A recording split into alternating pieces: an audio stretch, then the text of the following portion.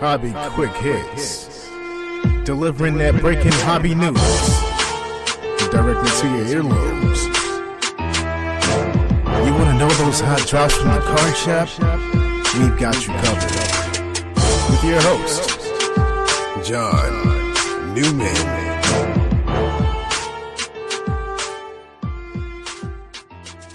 Welcome to episode 127 of Hobby Quick Hits. Today's episode is going to be about hobby predictions, things I see happening.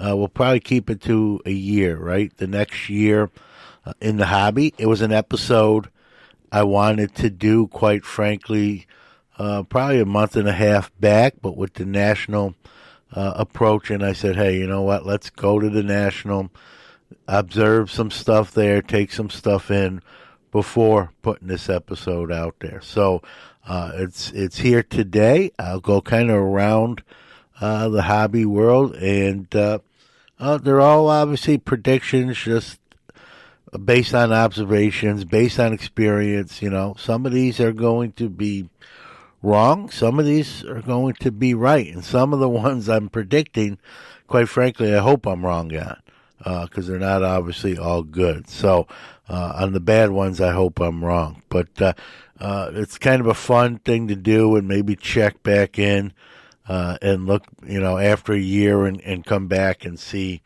how many I was right on and how many I was wrong on. But before I get my crystal ball out, let's hear from our great sponsors over at Mojo Breaks.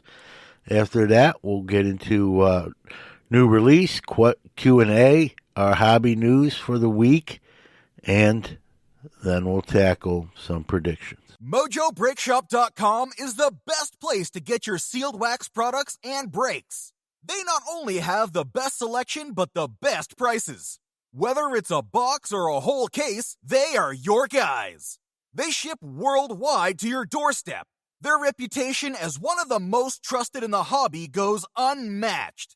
They are the 2021 Topps Rip Party Champion Breakers. From sports card to Pokemon cards, their selection can't be beat. They offer daily deals and pre-orders. Hey guys, John Newman here. Mojo's prices are already great, but to save an additional 10% off anything in their store, use the code QUICKHITS. That's QUICKHITS.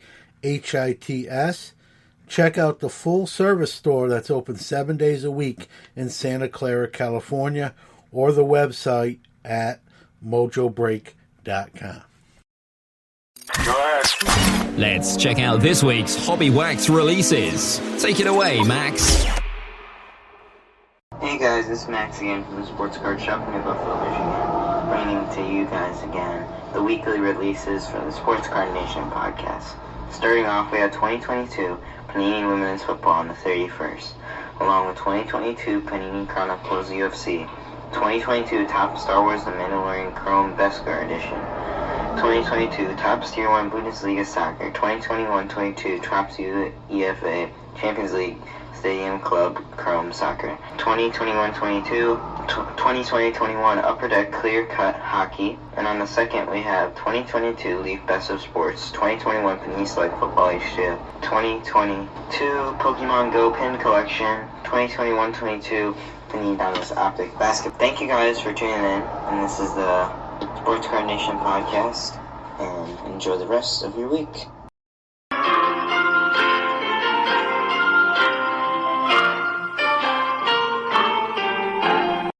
Time for the segment where you ask me a question and I answer it here on the podcast. All right, this week's question comes by way of Seth from emailed the show email, and he asked, John, we're seeing a proliferation of shows, and I'm not just talking about the national, but other big shows, regional shows, and like you said on your show, explosion of local shows. Can the hobby sustain all the shows? Thank you for the question, Seth. You know, it's what the market will bear, right? It's like product release, right? If they make too much and the price point's too high, people won't buy it, right? I think it's the same thing with shows. If there's too many, And price point isn't really a factor other than what the dealers are selling their wares for at the show. But some of these shows charge a decent admission if they have like panels and discussions and interactive stuff like that. And then you have to determine, is it worth whatever that cost is to go? But getting back to your really original question, the market, it's the cop-out answer, but it's cop-out because it's true, right? The market will bear that out. If, the hobby continues to grow, and when I say grow, I'm talking people-wise, sure, these shows will be in demand. People will travel for these, one look on social media and you see people flying all over to every show, right? Whether it's West Coast, East Coast, Midwest, they're either setting up or going there and wheeling or dealing. Corporates are trying to make their presence known at not just the national, but other regional and bigger type shows as well. So right now, shows are going strong, but if there becomes too many, if the market continues to really decline and soften even more, we'll see. Is there a tipping point? It's like scales, right? Where there's too many shows and not enough attendees. I don't really see that happening. So I guess the short answer is no, but we might see some decline in attendance, right? Just like sporting events, right? Unless you're the Oakland A's, there's always usually some people in the stadium, right?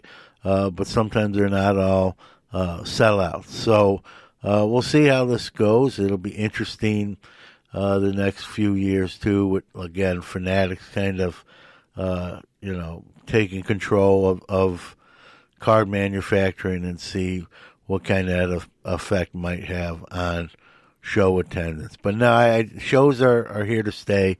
Everyone loves the show, myself included, whether that's attending, setting up as a dealer, or just attending as a consumer. They're both fun to me for the most part. Setting up as a dealer can be a grind sometimes, but what I get to do there after that, with talking to people and selling some stuff, acquiring some stuff, those are great experiences that you can't poo-poo. So I hope that answers your question, Seth, and it's a good question.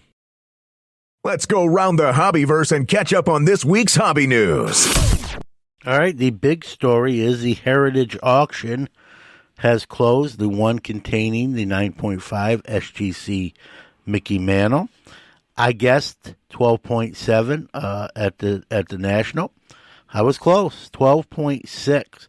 However, many experts, including some in the building at Heritage, expected a higher number, estimates between $15 and $17 million. So to some, while it's a new record, they may be a little disappointed. This replaces the Wagner from a few weeks back as the highest sold single baseball card, and also now becomes the highest piece of sports memorabilia ever sold as well. As it trumps the $9.6 million that the Maradona Hand of God jersey brought about 6 months ago. So it's a new record holder on two fronts, but believe it or not, some people may not be happy with the realized price. Another item that was supposed to bring over $2 million, as predicted by air quotes, the experts, was an 1918 to 1922 game-used autographed bat by Babe Ruth, who was a bat that was also used by Home Run Baker. Again, pundits thought it would eclipse the $2 million mark, fell short at $1.68 million. My good friend Danny Black, who had some items that he had brokered for clients, was in this auction, also fell short of a few estimates. So we're going to have him on probably this show for a special episode to talk about this auction and the current market conditions. If we can get that done, look for that as early as next week. Panini, the World Cup is approaching. The World Cup is later this year, so it starts November 21st and goes to December 18th, and the Panini World Cup stickers will be coming out this week. It's a 670 sticker set. Packs will have 5 stickers in them, and boxes will have 50 packs a box. So if you do the math, you're looking at probably at least 3 boxes to complete the set. For the first time ever, the U.S. version will have parallels, including blue, purple, green, black, and red.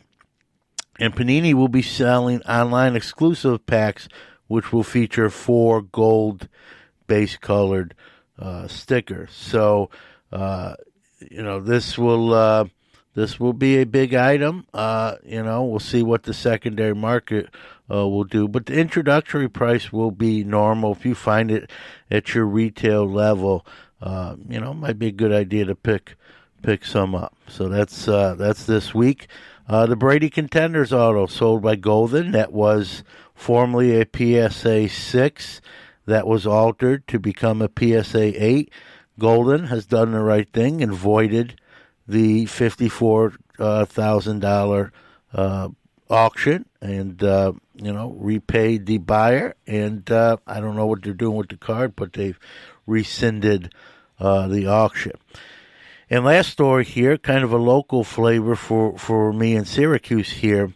eBay has purchased TCG Gaming, founded in Syracuse. They paid $295 million. TCG, famous for the platforms with Pokemon and Yu-Gi-Oh! But they're also announced even before this purchase was made that they were going to throw their hat in the sports card arena as well. Even though eBay has purchased them, they will remain their own company and operate business as usual. So nothing changing there. And for those that don't know, I do a little part-time Ubering, and there's been a few occasions I brought employees to the main headquarters here in Syracuse. So interesting story. They're now owned by eBay.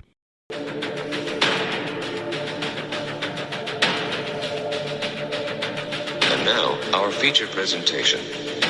All right, so I'm going to go through some of what I see happening in, let's put the time span, in the next 1 to 2 years in the hobby. Again, disclaimer, these are only my opinion.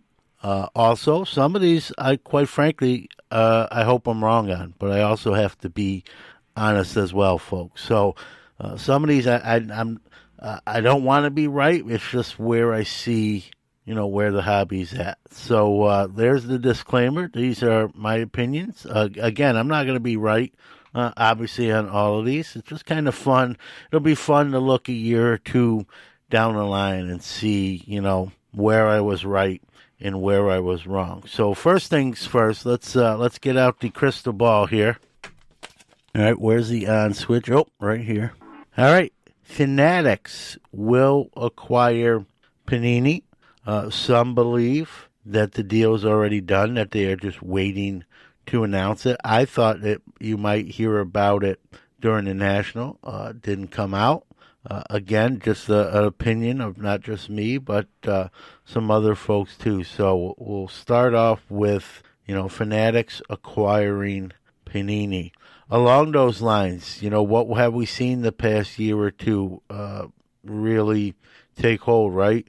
Partnerships, team-ups, mergers, acquisitions. That's going to continue, and it may continue more so as a means to survival. As the market softens, as things come back to, air quotes, normal, these companies may pair up to sort of, whether it be downsize or, just get, pull all the talent into one.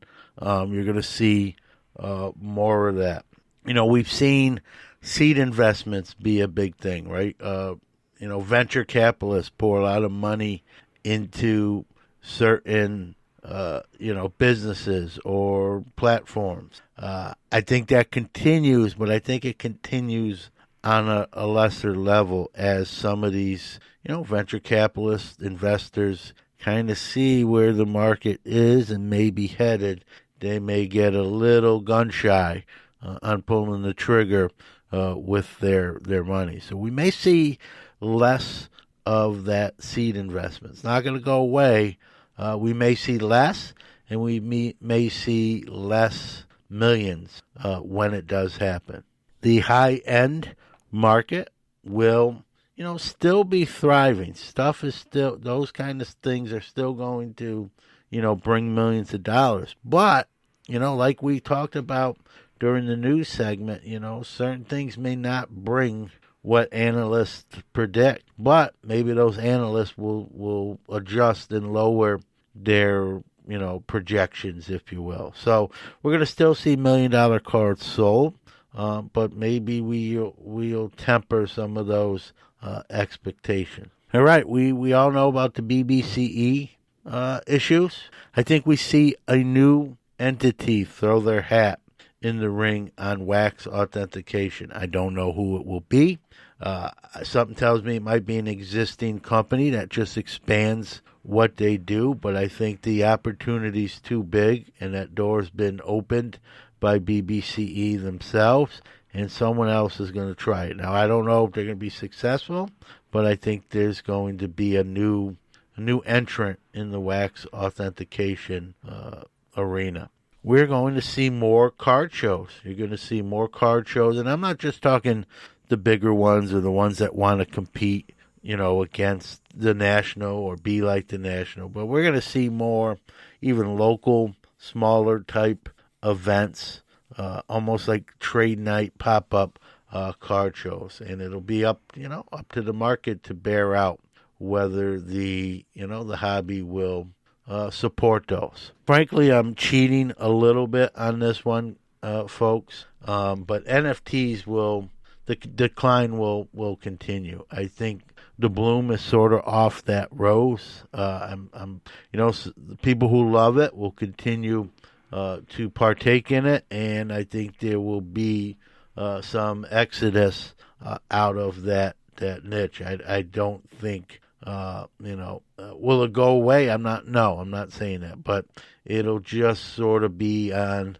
the back of the bus, and people who love it will continue to enjoy it, but many will kind of exit stage left.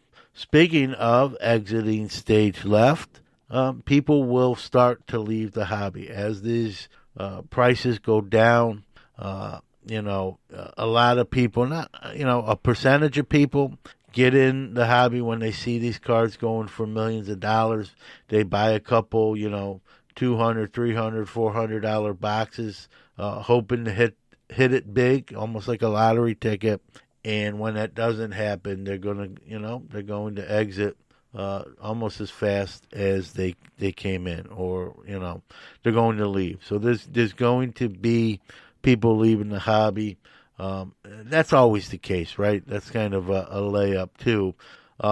And there always will be people will enter, right? There always will be, as Fanatics puts their plan in place to grow the hobby 10 times, and we can debate whether that's even possible. But that's their stated goal. There's going to be cards all over the place, right? We're seeing them now in most of the lids. We're seeing them again in Walmart, Target. Some Targets have picked them back up. We're going to see them in places, Walgreens. It's going to be in your face. That's kind of Fanatics' MO here, is to put those cards as many places to get the exposure to people who don't know about them, to impulse buy them maybe.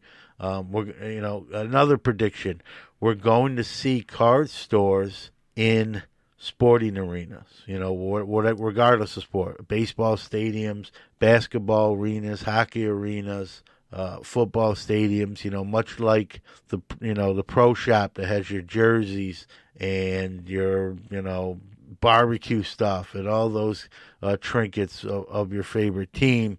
I think Fanatics is going to start to work their way using their, relationships. You're going to see, even card stores in arenas. I don't know if they can do it that quickly in 1 to 2 years, but I'll say it on this episode. That's where they're going. They want cards in your face at every turn. With that being said, right, we came out of a period where every product was a home run almost, right? You could buy it at one level and 3, 4, 5, sometimes more times your money if you didn't open it and resold it on the secondary market. We've seen those days are sort of over, and so, not every product's going to be a home run. Some products will actually lose. You might be, if you like a product, there may be some that you're better off waiting as the price starts to come down.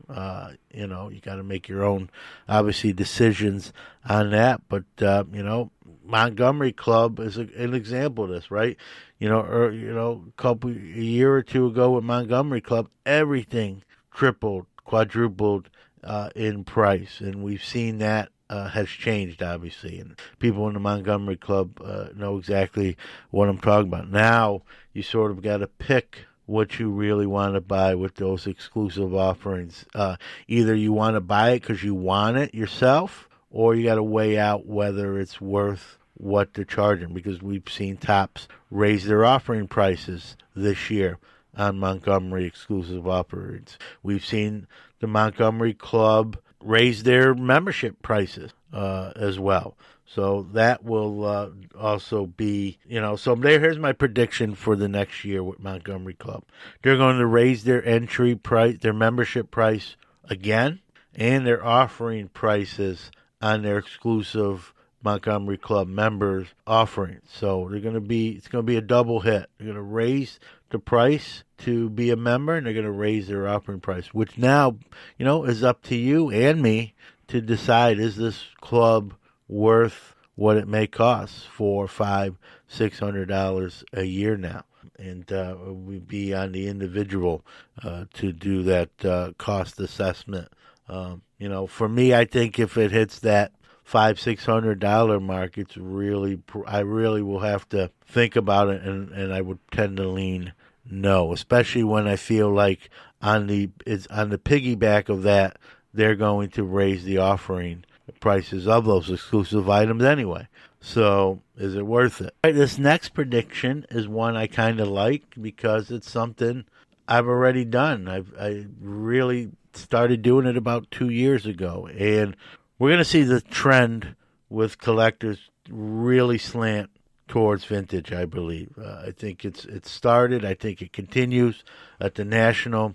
I saw a young man, probably between 18 and 21, had his Zion case full of modern. He went to a vintage table. That had a lot of vintage, but also modern and ultra modern. And he asked the gentleman, the dealer. He basically told the dealer, I don't want to have any more ultra modern. I want to just do vintage. Would you be interested in any of this ultra modern, either to buy it outright or trade for some of your vintage inventory? Now, I didn't stick around and be nosy and watch whether a deal happened or not, but I've seen that a couple times at the National. I've seen it even at my local show here. Is the trend is really, more people are starting to look at vintage as, I don't want to say untapped, but maybe a safer play. And, just with all the new stuff coming out, to me it becomes sort of a blur. Again, I've always done vintage, so I'm not new to the party, but the last, about 2 years ago, I really started to go, and rather than like 60-40, 70-30 modern to vintage, I've really almost went to 100%. And most of the newer product that I open is for review purposes now. So I don't, I'll buy some new singles, like I'm looking for some Kenny Pickett's. I'll just buy some of those. But I'm really focused on, my PC, which is Hall of Fame graded rookies in all the sports. So that's where I've, really almost went 100%. I think you're going to see more people do that, and not on just the older side, but I think we're going to see some of the younger set sort of, raise that pennant and run with that flag as well. And one quick note, too, on that, in setting up at my shows here in Syracuse, which are big fairground shows, get pretty decent attendance. Even with the vintage that I sell, I've noticed a lot of younger collectors buying some of my vintage. So that's a great sign. I love to see it from a selfish point of view. But I think that trend is going to continue and even more so. All right, content creation. It's much like the hobby, right? There's going to be people leaving and new people coming in. So there's going to be, some YouTube shows that stop putting out content. There's going to be audio podcasts like this one that you'll notice may start to fall off, right? Hey, the episode didn't come out today. And maybe it starts to dwindle and then go defunct. We're going to see, content creation. Some shows kind of go by the wayside. And like I said, just with the hobby, people leave, people come in. We're going to see new shows. We're going to see new YouTube and audio podcasts as well. And so the waters are still going to be full. And, coming in now, to me, it's even more difficult than when I started in 2018. So it's going to be tough. It's going to be tough, but, the market bears it out, right? The listenership, people downloading those shows that they like, that will bear out who survives and who doesn't.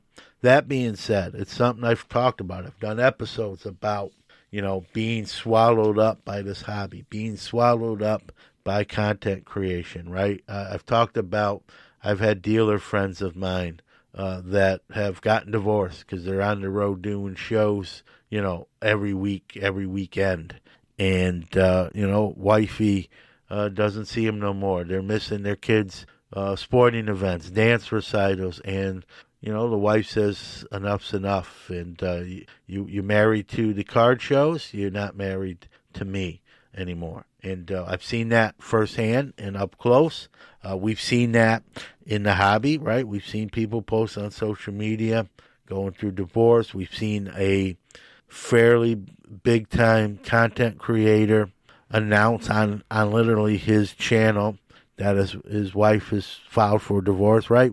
This is not a myth. This is proven, fact. When people get into this hobby, sometimes they get consumed. They don't even know it, right? Sometimes you don't even realize it. And, I had a little stretch here with this show where I was doing stuff every day to where my wife said, hey, am I going to see you anymore? Or what's going on, right? We worked out sort of with a whiteboard and a schedule and that sort of thing. All good. But it can happen, right? So we're going to see divorces, I hate to say it, continue because of hobby things. And again, there's more to it than just that with relationships, right? I'm sure it's not just that, but, people get involved in doing a show, they're getting involved with their collections. If they're a dealer, they're getting involved, setting up, traveling to multiple shows a week, a month, and not being home. You do a show and you get into your show so much that you're missing out or not paying attention to other things. It happens, and it's going to continue to happen. I've seen, I'm not, without mentioning names, in fairness, I've seen content creators that I know that I was friends with, and, their social medias would post their kids, and I went here, traveling here, and then it just became, all show stuff, and no more family all of a sudden, which is not good. That's, again, I don't live there. I don't, I don't know all the behind the scenes stuff, but we're going to see that trend, unfortunately, continue. And I hope it doesn't, but I think we will. So, all right, let's close on a upbeat, happy prediction, and one I strongly believe in. People are going to continue to enjoy this hobby, have fun in the hobby, and that's what it's all about, right? And the communities will get bigger. Your friend list within those communities will get larger, and that's the fun part of the hobby, and that's going to continue for as long as this hobby is going to be around. The hobby's not dead. It's just changing every day. Prices change, right? Come down, go up, but prices do change. It is what it is. You make adjustments, and so people are going to still enjoy the hobby. I'm enjoying the hobby immensely. Sometimes I change up or pivot kind of what I do, but I still enjoy the hobby. And that's the one thing I'll close with. Is enjoy the hobby, and you can change, right? If you're doing something that's annoying you or you don't enjoy it no more, try something different. Think of what else you can do to still enjoy the hobby. So there's my predictions. Some of them might be right. Some of them might be wrong. Some of them I'm hoping are wrong because they're not good predictions, but I'm an honest guy, so that's what you get from me. I'm going to take a real quick break, but when we come back, I'm going to give out some closing thoughts. Don't go away. Check out our website at www.sportscardnationpodcast.com for the new release schedule, our blog, all show episodes, and so much more. All right, going to put my crystal ball away and call it an episode. Give me some feedback, stuff you agree on, disagree on, additional stuff you see, right? That's what's fun, is that discussion about the hobby we love and care about, right? And again, like I said in the open, I hope some of this stuff I mentioned doesn't happen and then I'm wrong.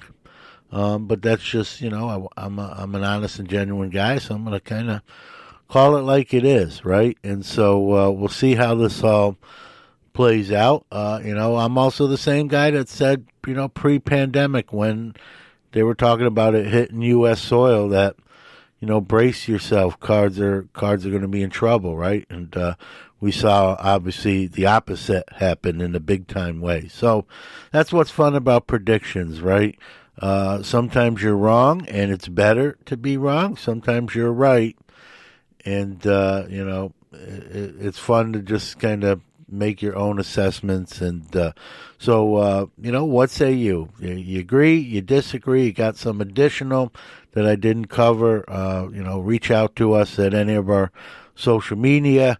You can email us and all that fun stuff. So thanks for listening, and we'll see you next time for Hobby Quick Hits on Mondays.